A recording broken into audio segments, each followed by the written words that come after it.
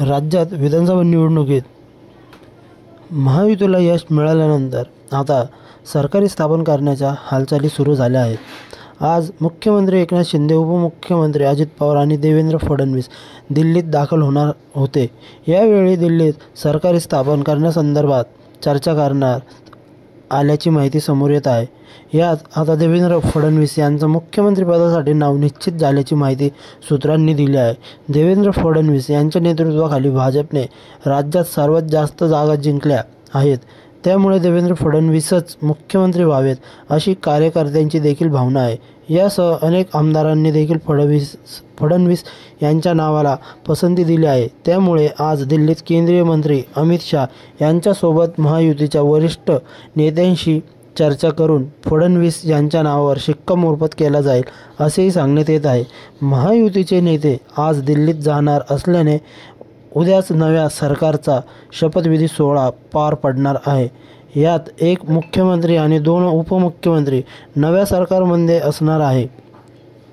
नव्या कॅबिनेट मंत्रिमंडळात भाजपचे सर्वाधिक मंत्री असणार असून अजित पवार गट आणि एकनाथ शिंदे गटाला समसमान मंत्रिपद देण्यात येईल अशीही माहिती समोर येत आहे. महायुतीचे नेते आज दिल्लीत जाणार असल्याने उद्याच नव्या सरकारचा शपथविधी सोहळा पार पडणार आहे.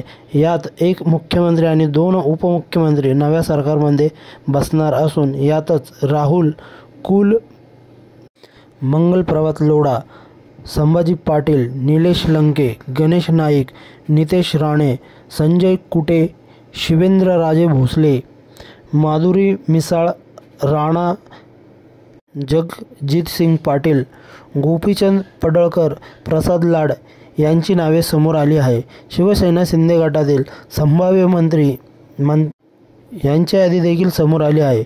यामध्ये एकनाथ शिंदे, शंभूराज देसाई, उदयन सामंत, गुलाबराव पाटील, दादा भुसे, संजय राठोड, भरत गोगावले, संजय शिरसाट, प्रताप सरनाईक, राजेंद्र यड्रावकर, विजय शिवतारे यांचा समावेश आहे.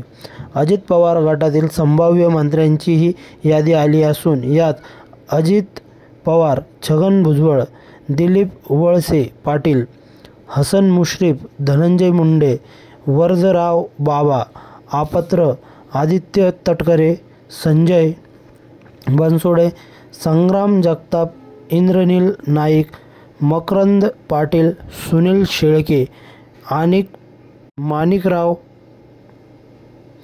कोकाटे यांचा समावेश आहे.